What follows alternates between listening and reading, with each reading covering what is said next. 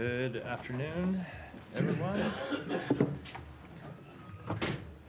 On Sunday, Secretary Blinken will depart for his fourth trip to Africa as Secretary of State, traveling to Cabo Verde, Cote d'Ivoire, Nigeria, and Angola.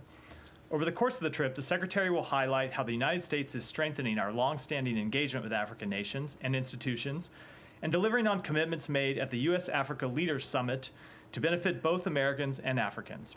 This trip will advance a policy agenda that is responsive to priorities shared with our African partners along three core lines of effort.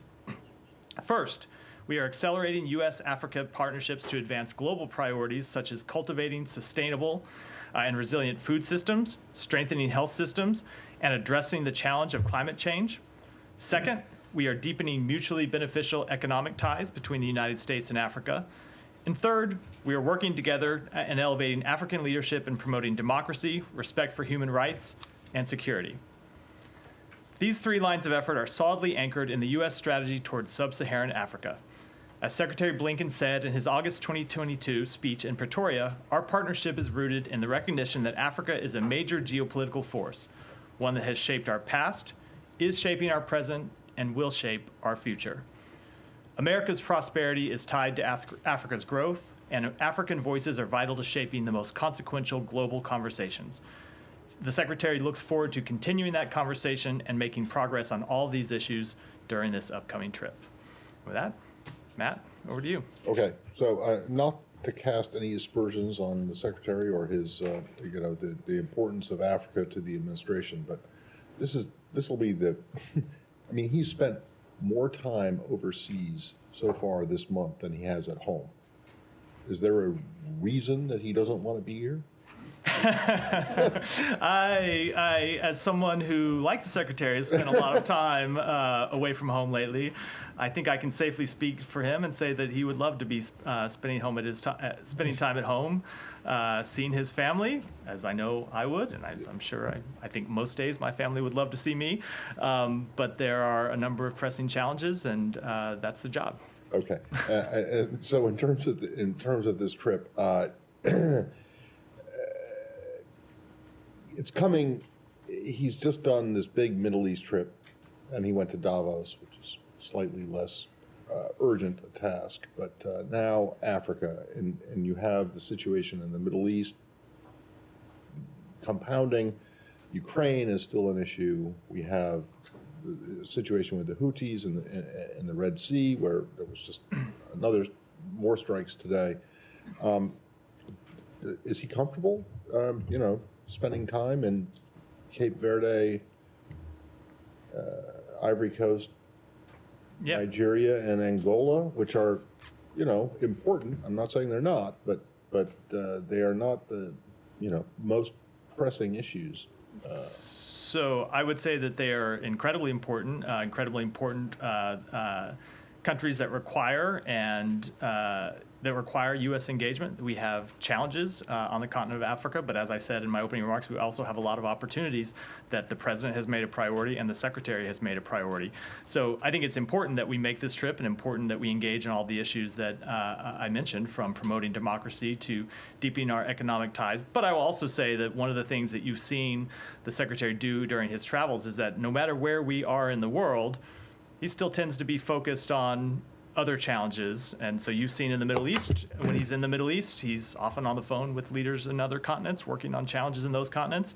And when he's in Europe, he's been on the phone a lot with people in the Middle East. And I'm sure that will be the case of this trip, that even while we're in Angola and Nigeria, I would suspect we will be having calls with, that he will be having multiple calls with leaders in other parts of the world. Okay, and then off this topic, and before I'll let other people go on to Gaza and the situation there, but I just wanted to ask you really quickly about what your read is, what the administration thinks of the situation between Iran and Pakistan right now, and how concerned are you that this could escalate into potentially, at least on one side and maybe on both sides, a nuclear conflict? So we are concerned about escalating tensions in the region. It's been something, as you know, we've spoken about a number of times. It's something we've focused on. We've been incredibly concerned about the potential for escalation since October 7th, and that's why we have engaged in intense diplomatic efforts to try to prevent escalation. So I will say we noted the comments from the government of Pakistan about the importance of cooperative relations between Pakistan and its neighbors. We thought those were productive, useful statements, and certainly there's no need for escalation, and we would urge restraint on all sides in this case. Thank you. Yeah, go ahead, Alex. We are clear in this feud between Iran and Pakistan, which triggered by Iran. Who are you standing with? With the terrorist regime of Iran or with the non-NATO ally, major ally, Pakistan? So I think I made pretty clear yesterday that what we think about Iran's attacks, not just the strikes that it has launched in the past 3 days against 3 of its neighbors, but its long history of funding terrorism, of funding instability, and sowing discord in the Middle East. And that's something that we have seen contribute to the conflict in Gaza. You've seen Iran, the principal supporter of Hamas for years. They are the major funder of Hezbollah. They are one of the major funders of the Houthis. So we've seen the consequences of the actions that Iran has taken to add to regional instability, and that's why we continue to take actions to hold Iran accountable, but also send very clear messages to Iran that we don't want to see this conflict escalated in any way, shape, or form, which is the message I just sent from this podium. If it does escalate, which again is not up to Pakistan, can Pakistan rely on its major ally? So I don't want to get into hypotheticals. We don't believe this should escalate in any way, shape, or form. Pakistan is a major non-NATO ally of the United States. That will remain the case, but we would urge restraint in this case. We do not want to see escalation and do not think there is any need for escalation. Can we come back to Moss South Caucasus? Yeah. Sure. I just to pick at that a little bit. You're sort of treating the Iran-Pakistan tensions as part of the spillover from Gaza. Do you see this as connected to that? No, I don't think it's in any way, shape, or form connected to Gaza. But whenever you see things, see strikes in the region, given the tensions in the region, there is the risk for an increase in conflict, which is something that we're trying to avoid. But do you assess that the initial strike was somehow, somehow is inspired by or related to what's been happening elsewhere further west? So no, it is in no way, shape, or form is or should be connected to the conflict in Gaza. I have more on Gaza, but if we're sticking on this, you can go ahead. Yeah. Thank you, Matt. Israel yesterday, the Israeli military occupied and destroyed the Isra University in Gaza. I mean, this is probably number 10 of all 10 universities that they have destroyed. And is it the assessment of this department or this government that this was a legitimate target? So I can't speak to this individual action. I don't have independent information to verify that, but I can say that we continue to urge Israel to avoid damage to critical infrastructure.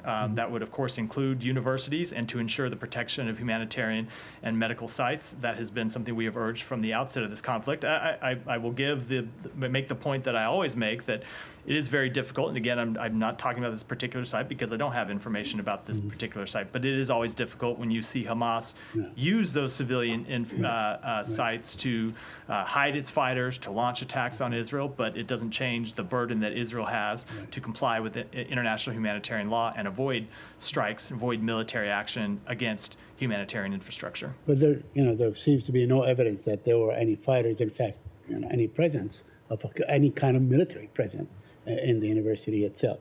But that, we've seen, you keep saying that you want Israel not to destroy the infrastructure. Yet we have seen almost the total destruction of all infrastructure, including schools, hospitals, roads, cemeteries. They just, they excavated a cemetery, for instance, and took bodies, whatever. I mean, this is not exactly tell us in any way that the government of Israel is really paying heed to what you tell them, in any way, by any measure. They're not listening to you. So we have seen them take some steps to add civilian infrastructure to deconfliction sites. There are other things that we have urged them to do that we want them to do better on. It is an ongoing conversation between our two governments, and something that the Secretary spoke directly with the leadership of Israel in his trip last week. But again, there is also this problem that Hamas does continue to hide in and under civilian infrastructure. So when you see a strike against any one piece of civilian infrastructure, to assess the validity of that strike, you have to know what it is that was there, and we don't always know that. Yeah. At least I don't know that when I'm speaking from here. Yeah, And I a couple suspect that more a lot of the people writing about it don't know it either. It's very hard to know the facts on the ground. Okay. The West Bank is basically, the situation is just getting completely out of control. The Israelis are doing their excursions on a nightly basis. They killed 10 yesterday. They keep going into these refugee camps on the West Bank and so on. They have been struck by unmanned aerial vehicle, drones and so on. They have been struck even by fixed wing a couple of times at the beginning of the month. So I just want, what are you doing to sort of calm the situation down in the West Bank? So I will say that Israel faces very real security challenges, and it has the right to defend its people, and it has the right to carry out counterterrorism operations. Right. Those need to be carried out in coordination with, or in compliance with international humanitarian law. We do remain deeply concerned about maintaining stability in the West Bank, and we continue to urge Israel to take all feasible measures to protect civilian lives in the West Bank, just as we encourage them to do in Gaza. But they do have the right to carry out legitimate counterterrorism operations. In a territory that they have occupied for over 56 years, right? They go in, they know everything about this area. They occupy it. They go in unprovoked, and you're saying that they have to defend themselves against a defenseless population. So unprovoked is a big word, Saeed, and I would say that they do face security challenges and they do face security threats, including from the West Bank, and they have the right to carry out counterterrorism operations to deal with those threats. Yeah. Just on the ongoing, diplomatic efforts, the conversations. It's been 27 days since the leaders of Israel and the U.S. had spoken. Did the secretary hear any indication while in Israel that the prime minister thought it would be productive to have another conversation soon? So we maintain ongoing dialogue with the government of Israel at the most senior levels. The secretary obviously engaged not just with the prime minister, but had one-on-one meetings with the defense minister, had one-on-one meetings with Minister Gantz, another member of the Israeli War Cabinet, and of course the president has spoken with Prime Minister Netanyahu on a number of occasions. I'm not going to speak to either the private conversations that Secretary Blinken had with Prime Minister Netanyahu or the tempo of conversations between the president and Prime Minister Netanyahu. But we always have ongoing dialogue at very senior levels, and I will say we have no inability to make our messages clear to the government of Israel. Sure, but isn't the tempo of leadership exchanges something that you pay close attention to? So, with China. So does that lack of leader-to-leader engagement of late suggest that the diplomacy between the U.S. is faltering or at an impasse, or simply that there's nothing for the leaders to exchange views about? I would not read too much into it. The secretary just finished a week of diplomacy in the Middle East, including several days when we were in Israel and engaged with the highest members of the Israeli government. He, of course, is not the only official in the United States government to have traveled to Israel in recent months. You've seen officials from the White House. You've seen Secretary Austin travel to Israel. And, of course, the president himself traveled to Israel and has conducted a number of conversations with the prime minister. And I'm sure that they will speak again. But I would not read too much into the tempo of those conversations. Before we leave this topic, can I just say, so have you seen Prime Minister Netanyahu's latest comments about that he's rejected your guys' assertion that the only way that Israel is going to achieve long-term security and peace is with the creation of a Palestinian state? This is obviously not new. This is something that he has said for some time and told you all directly last week, even. But I'm just wondering if you have any particularly new reaction to him being apparently in this situation the roadblock. Your ally, your partner, all the Arab states are on board, at least according to what you guys say, with post-conflict Gaza future planning, but Israel is not. So, Let me echo something the secretary said when he was in the region last week, and that is that Israel faces some very difficult choices in the months ahead. The conflict in Gaza is going to end. It will end. And at the end of that conflict, someone is going to have to rebuild Gaza. Someone is going to have to govern Gaza. Someone is going to have to provide security in Gaza. And one of the things the secretary was able to achieve in his travels through the region last week are commitments from other countries in the region that they would participate in the reconstruction of Gaza, that they would participate in helping establish Palestinian-led governance of Gaza, but they would only do that if there was a tangible path to establishment of a Palestinian state. But the question is actually bigger than that, because the question is not just about the short-term future of Gaza, but it is about how you solve this long-term challenge that Israel has, which is how Israel ensures real security for itself and how it ensures that October 7th is never repeated again. And the opportunity that Israel has right now before it is that for the first time in its history, you see the countries in the region who are ready to step up and further integrate with Israel and provide real security assurances to Israel. And the United States is ready to play its part too, but they all have to have a willing partner on the other side. So we will continue to reiterate to the leadership of Israel, the government of Israel, and to the people of Israel that these are the opportunities that they have. These are the challenges that they face, but there is no way to solve their long-term challenges, to provide lasting security, and there is no way to solve the short-term challenges of rebuilding Gaza and establishing governance in Gaza and providing security for Gaza without the establishment of a Palestinian state. And so this is clearly going to be a conversation. We've had direct conversations with him, and now we're having a public conversation as well. But it's going to be a process. You think that Netanyahu is basically squandering an opportunity for real lasting peace for his country? I don't want to characterize his remarks, but I will say that there is a historic opportunity that Israel has to deal with challenges that it has faced since its founding, and we hope the country will take that opportunity. All right, and then what makes you said at some point, at the beginning of your answer, you said at some point the war in Gaza is going to come to an end. Why are you so confident of that?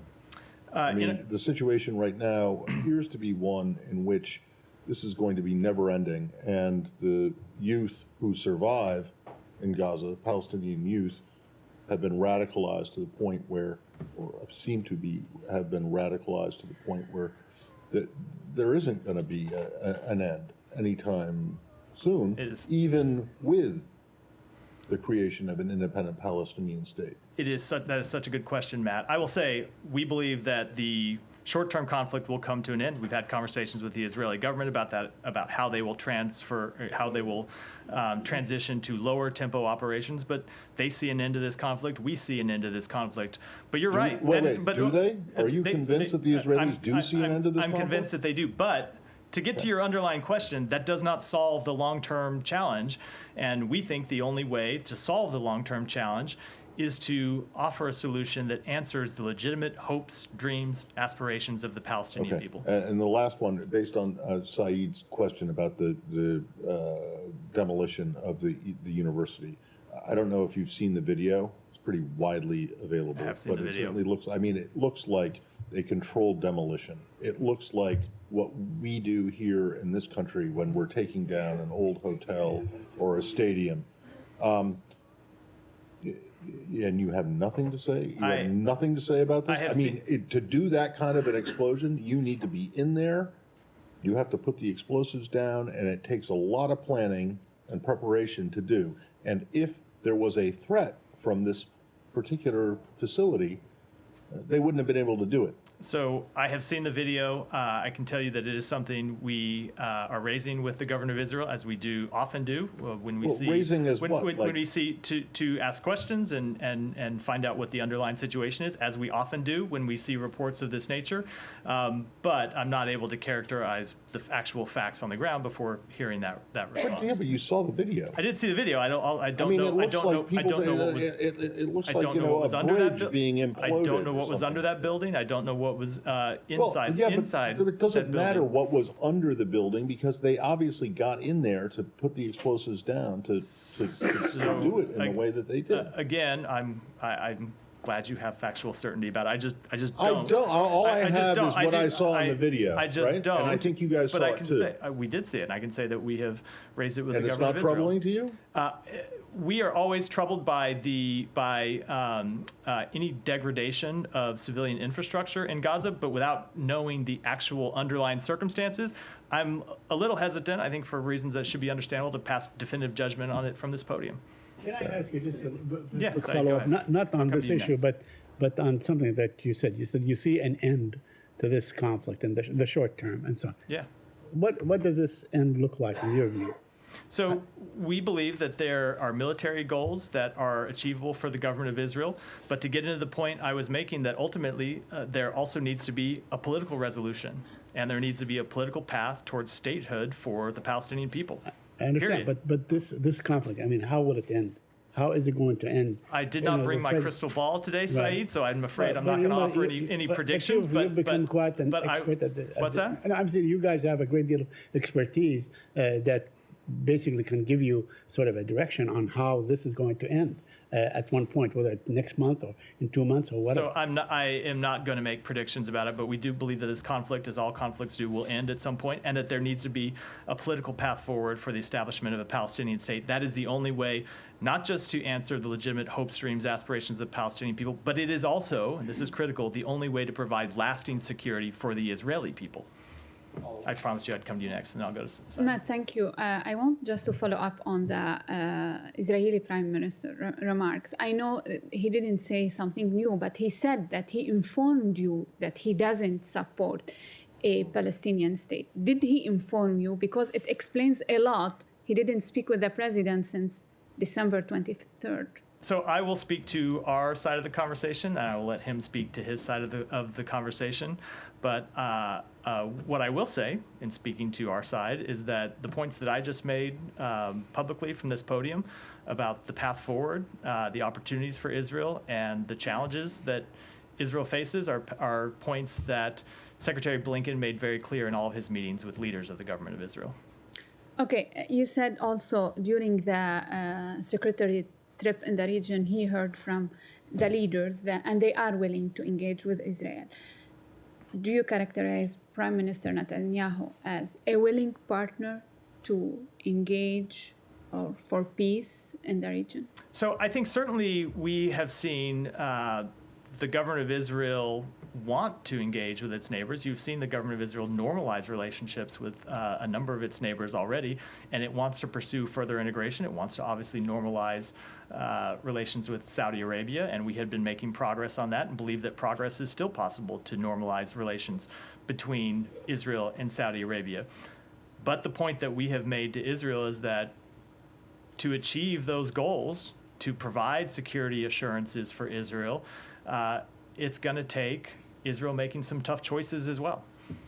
One more question on Lebanon. I know that the risk has been high for a second front or bigger front. There's a front going. But given the new statements by the Israeli leaders and also the threat from Hezbollah, do you see the risk is higher on the northern border? So I don't want to assess any change in risk, but we have always thought the risk was high for escalation in the northern border since October 7th. And that's why we have made it a focus of our diplomatic efforts since October 7th in making clear to Hezbollah that they should not escalate.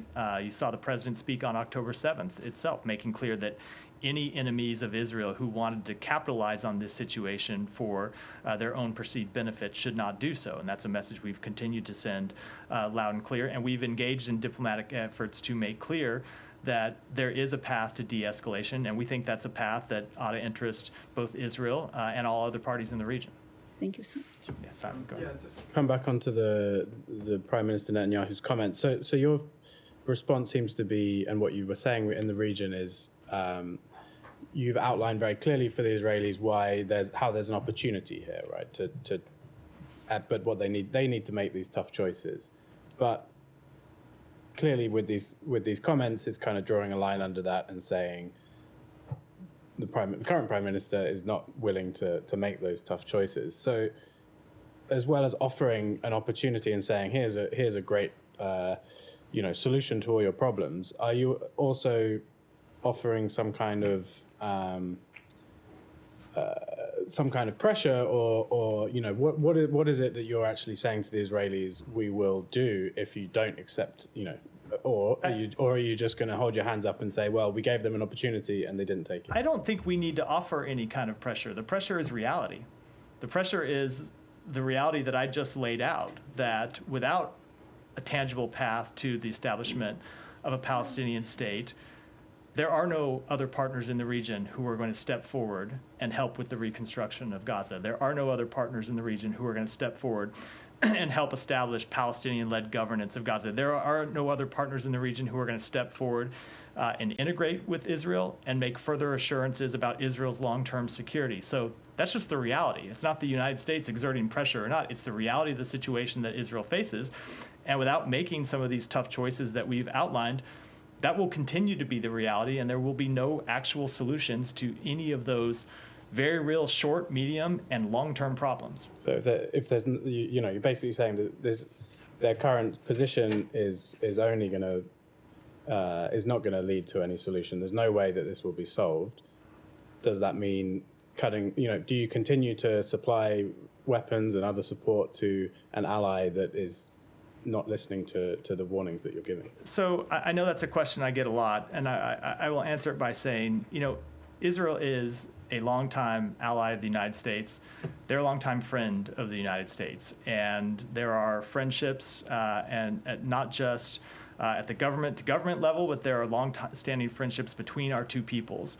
And one of the things that you can do when you have this kind of long-time alliance and long-time friendship is that you can have these very frank, candid, and sometimes actually quite difficult conversations, both with the leadership of the country and with the country at large. And that's what you saw the secretary do in his last trip, where he didn't just lay all this out to the government. He laid this all out publicly in a speech in Israel that was in a speech in Israel. And we will continue to make that clear publicly. We will continue to make it clear privately, because we do really believe the choices are stark. But the message is, I guess, that you could read from that is that U.S. support for Israel is not at risk, no matter what choices they make. So our support for Israel remains ironclad, but that doesn't mean that there are no differences between our two countries, and that there will not be any differences between our two countries. We have differences with all of our allies. There are things that we don't necessarily see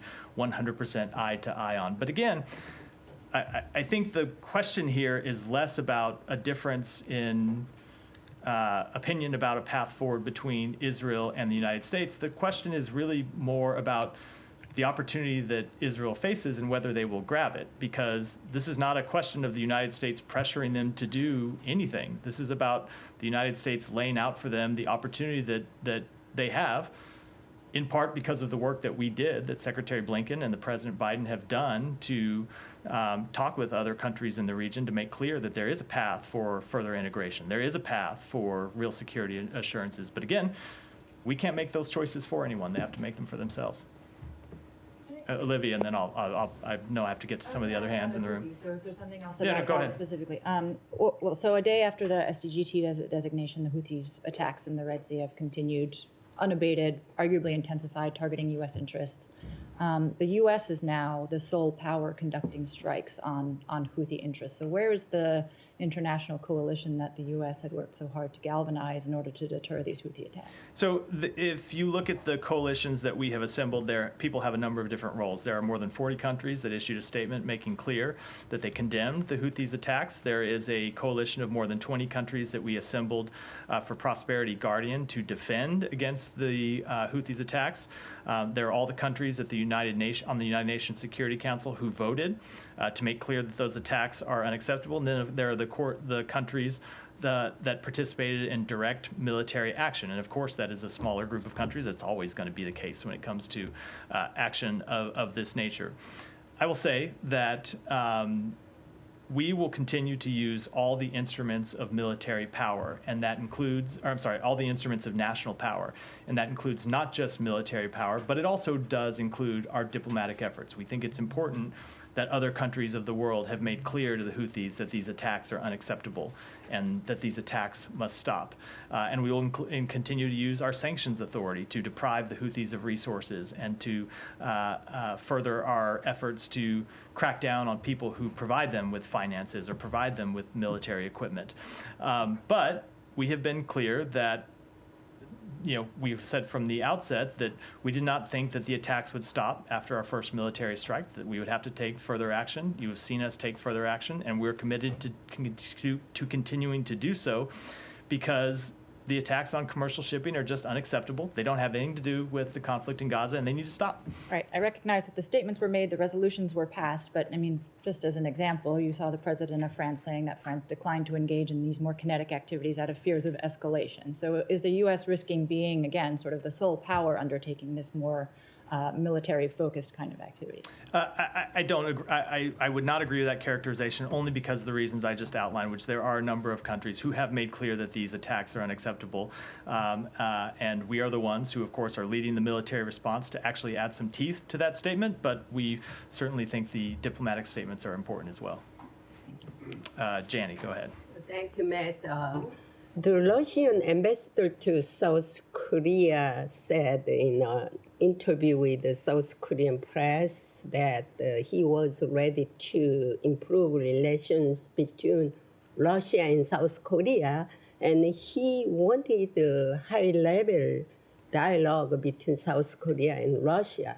How can you explain Russia's intention to Russia dual action toward South Korea while engaging in military cooperation with North Korea? So I have not seen those specific comments, so I'm going to decline to comment on them from here, and I'll take it back and get you an answer. Yesterday they held. Yeah, I just didn't see the specific Okay, comments. second one. Do you have anything on the United States and South Korea, Japan representatives of Korean Peninsula meeting in Seoul? Let me take it back and get an answer on that as well. Go Thank ahead. you. Thank you, Matt. Very quick question on Bangladesh. What steps will the United States take in response to the reported sham election in Bangladesh involving the undermining of democracy and imprisonment of thousands of opposition members? As you mentioned in your statement, that election was not free and fair. So we do remain concerned by the arrest of thousands of political opposition members and by the reports of irregularities on election day. We share the view with other observers that these elections were not free and fair. We regret that not all parties participated, and we condemn the violence that took place during elections and in the months leading up to it. We are now encouraging the government of Bangladesh to credibly and transparently investigate the reports of violence, to hold perpetrators accountable, and we all urge all parties to reject political violence. Go ahead.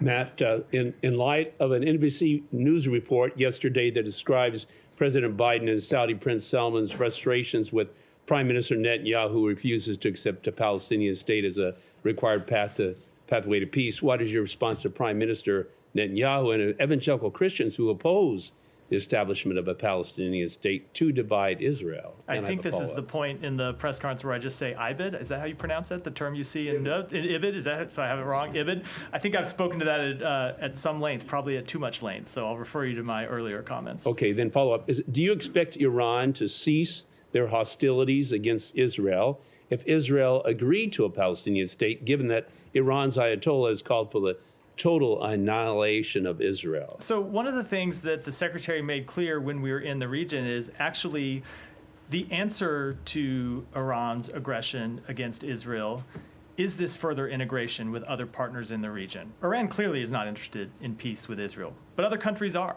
And there are other countries that are willing to step up and normalize their relationships with Israel, to integrate Israel further into the region, and to have real lasting security agreements with Israel. And what that would do is it would further isolate Iran and isolate the groups that Iran funds, the Houthis, Hezbollah, Hamas, and at least take some steps to depriving those groups of the political oxygen that they use to recruit new members. So it's precisely because of the long-term threat that Iran poses to Israel's security and to the security of the entire region that we think the establishment of the Palestinian state is so important. About Iran also, since the head of the snake is Iran that is fueling unrest in the Middle East, what do you see the U.S. and its allies can do to stop their aggression? So, as I've said a number of times from this podium, we will continue to take actions to deter Iran's hostile activities. We will continue to take actions to hold Iran accountable for its activities. We've imposed more than 400 sanctions on Iran since the outset of this administration, and we will continue to take whatever actions are appropriate. Thank you, Matt. A question on North is Syria. NGO Forum warning on the escalation of hostilities between Turkey and SDF. From January 13 to 16, 2024, 14 verified strikes were conducted across northwest Syria. At least 6 civilians were being injured, and at least 26 critical infrastructure sites are either severely damaged or out of service. This is what they mentioned in their report they published yesterday. I understand that Turkey is your NATO ally, and SDF is your local partner. They are fighting against ISIS with you. So how does the United States is trying to make these two parties to get together and de-escalate the situation? So let me take that back and get you a and complete one more answer. question. Yeah, go ahead. Yeah. Iraqi Prime Minister says that the US-led military coalition in Iraq is no longer needed. I understand that you are in Iraq on the Iraqi invitation, but now the Iraqi government repeatedly says that they don't need the US-led coalition to fight against ISIS. What's your assessment? Do you think that you still need to be there to face the ISIS? How do you see that? So I will say that we are there at the invitation of the government of Iraq. There is a process that we go through to engage in dialogue with the government of Iraq, and we will continue to engage in that process. Well, let's remember that you got there first without the invitation of the government of Iraq, and then you stayed, and through repeated administrations, while the Iraqi parliament, after the invasion and the return to their quote-unquote sovereignty, they have asked numerous times for U.S. troops to leave, and you guys have basically given them the finger and said, no, we're not going anywhere.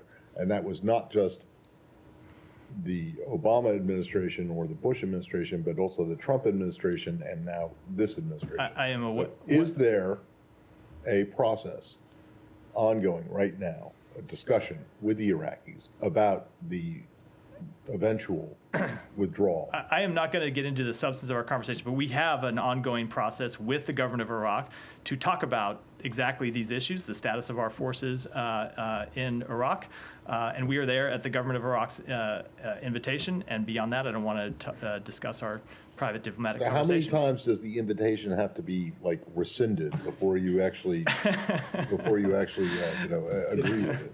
So I don't think I'm going to accept the premise of the question, but I will say that we engage in ongoing and private diplomatic conversations about all of these issues. Telling them that's very nice, but no thank you, we're staying. Go ahead. Thank you, sir. So a member of the media in Pakistan have reported that Pakistani authorities consulted with the U.S. before the airstrikes in Iran. Is it true? I do not have any private conversations to read out. And sir, India's role in assassination attempt on Sikh activist Gurpatwant Singh Pannu was highlighted at yesterday's congressional hearing on transnational repression. Sir, is there any update from India about their internal investigation on that assassination attempt? So I will say that that is the subject of an ongoing Department of Justice investigation, or I should say, ongoing legal matter, law enforcement matter, and because of that, I'm going to decline to comment. So when you say that the election results in Bangladesh were not credible, free, or fair, does this imply that the U.S. will not recognize Prime Minister Sheikh Hasina's fourth straight term? No. I'll go ahead. Thank you. Lots of stuff has been heard about Iran and their activities. Is the U.S. at all happy that Pakistan took the action to at least teach them? Because after a long time, somebody has taken step to go inside Iran or, you know? So I did speak to this earlier, and what I said was that we are concerned about escalating tensions in the region, and we will continue to urge all parties to show restraint. Okay, one more. Elections in Pakistan are happening, and you are hoping that the escalation will not grow. And the elections are such that Imran Khan is out. Obviously, his foreign minister is arrested. His interior minister is arrested. Many of his party ticket has been taken from him. Are you gonna just comment the same thing you did to my colleague about Bangladesh elections? After the elections, you're just gonna regret it, or you're gonna say that the elections are not being held fair? So I'm going to say what we say about countries all over the world, which is that we want the elections in Pakistan, as we do all over the world, to be free and fair and held in a manner that allows the Pakistani people to express their will, and we will align our policies to achieve that objective. It's just last one. Yeah. Prime Minister Modi is going to inaugurate the Babri Mosque in a couple of days. It's the same site where more than 2,000 people have been killed. Does it suit the Prime Minister to go to a place where it's already, from decades, it's an issue that has created a lot of hate between Hindus and Muslims, and Prime Minister Modi is doing this special ritual before going, and he's going to be there for the opening of a Hindu temple. Is that a good leadership sign? I just don't have any comment on that. Alex, go ahead. Two topics. On Nagorno-Karabakh first. I was hoping you could update us on the latest efforts about the peace process between Azerbaijan and Armenia. Last week, Special Advisor Bama was in the region to carry Karabakh talks, but he avoided Baku. Any reason why? And also any sense of what he heard in Armenia and the message he conveyed? So I'm not going to get into the exact substance of those meetings, other than to say that we welcome the work towards peace between Armenia and Azerbaijan. We support the sovereignty and territorial integrity of both countries. We hope they will sign a durable peace treaty that recognizes such sovereignty and territorial integrity. The sooner the better. The parties have made significant progress over the past year, and we encourage them to maintain momentum, building on past negotiations, and conclude an agreement. Thank you. And second topic, today marks 3 months since the detention of Radio Free Europe reporter also Kurmashova in Russia. Do you have any message to her family, to 2 little daughters who are also American citizens, to colleagues at RFE who are, some of them are American citizens, and watching and wondering, 3 months in, the State Department still refuses to recognize the detention as wrongful? So I would say that it is a case that we continue to focus an enormous amount of attention on. It's something we continue to look into. And as I have said a number of times, that just because we have not made a wrongful detention determination at any point does not indicate anything about the work that we are doing or about what our future posture may be. We are constantly gathering information in all of these cases, assessing facts, assessing the law, and helping guide us to what ultimately will be the right determination. I understand that, but when push comes to shove, when you offer something to Russians about American citizens detained in Russia, you did not include Al-Sun last time. I just don't have anything further to add on it beyond what I just said. Well, that'll wrap for there, unless Matt has as I did a yesterday, I have one last one on Guatemala. Yeah. So after I asked you at the last question of yesterday's briefing about Guatemala and criticism or complaints from some people about your policy towards there, well, not just after, it was about 4 hours after, as I was walking out the door, with no heads up that you guys were going to do this. Give me a heads up what time you're leaving today, and I'll try to make sure we make any news before that, well, so it's not to right disrupt now. your commute. I want to leave right now, but anyway. So you guys put the former by 3 days president on, you put a travel ban on him, essentially. Yeah. And so this is a guy who, while he was president, had annoyed the U.S., this administration, with his policies, particularly on migration and other things. But what I'm wondering about is the timing of this, because these designations take some time to do. So is it fair to say that this administration was considering doing this while he was still in office, that you held off until he was out of office? For whatever reason? I will answer that by saying whenever we take any sanctions action, we look at that action and the timing of it and try to achieve both the maximum impact and we try to minimize any downside risk. And so in making the determination about when to impose this sanction, obviously, as we said in the statement, we had evidence of his involvement in significant corruption. We did not want to take any action that might have hurt our ability to achieve our goal in this, our goal in Guatemala, which was not just a free and fair election, but the actual ability of the duly elected president to take office. Okay, but a decision like this isn't made, the process of this isn't started and then finished within 3 days. Correct. And clearly you had, if you say you have this evidence against him for massive corruption, or I don't know what the adjective was in front of corruption, but if you had some significant evidence of significant corruption, why didn't you act against him while he was still president? So I don't want to get into the exact timeline, but the point I was making here is we, in looking at how to maximize the impact of this, did not want to take any action that would impede what we were trying to achieve, which was a free and fair election, and remember that there was significant risk of the duly elected president not being able to take office, and we had to make an assessment whether any action we were doing would add to that risk. Well, so you keep saying maximize. You wanted to maximize. In fact, you minimize. wanted to minimize. No. Did you say no? Minimize the risk. Also, the risk that I'm just outlining. Well, okay. So what is maximizing the impact? What does that mean?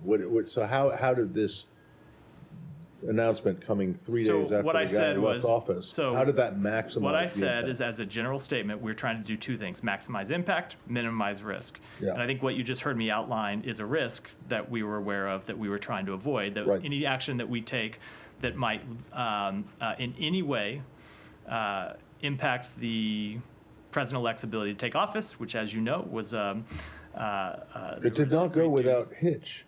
It did exactly my point. It did not go without hitch, and we did not want to do anything that might make it more difficult. You think that holding off on this was part of the reason, or part of what allowed him to eventually take the new president to take the oath? I think that establishes a causal link that I was not prepared to make, but the point I was making is we did not want to add to risk in any way. Okay, but then when you talk about maximizing the impact, wouldn't the impact be maximum or most?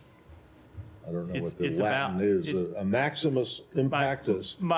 If you had done it while he was still not if head of state. Not if we raise the risk of the elected president, the duly elected president, not taking office. No, that would not have maximized the impact. All right, well, in there. Thanks, everyone.